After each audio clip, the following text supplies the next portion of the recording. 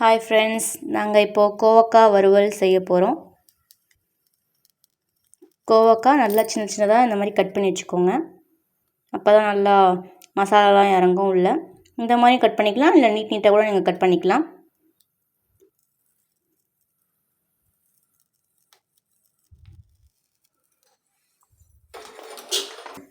இப்போது கோவக்காய் வறுக்கிறதுக்கு எண்ணெய் ஊற்றிக்கோங்க. இதுக்கு தேவையான பொருட்கள் ஒன்றும் இல்லை, வெறும் கோவக்காய், உப்பு, மிளகாத்தூள். இப்போது எண்ணெயில் மிளகாத்தூள் போட்டுக்கலாம். இந்த கோவக்காய் நல்லா குட்டியோட கட் பண்ணதையும் ஆட் பண்ணிக்கலாம்.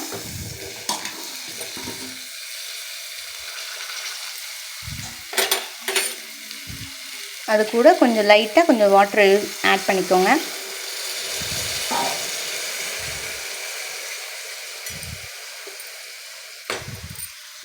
உப்பு தேவையான அளவு போட்டுக்கோங்க.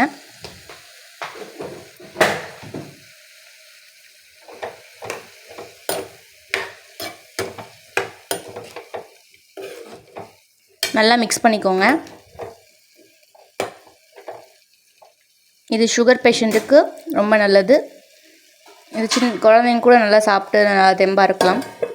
ஒரு மூடி போட்டு மூடி வச்சிட்டிங்கன்னா நல்லா வெந்திருக்கும். இப்போ கோவக்காய் ரெடி ஆயிடுச்சு.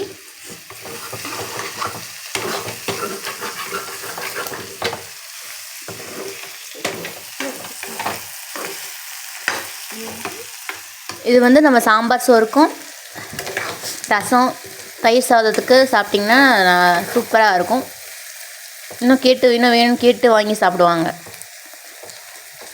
சுகர் பேஷண்ட்டுக்கு ரொம்ப நல்லது. கோவக்காய் வறுவல் ரெடி.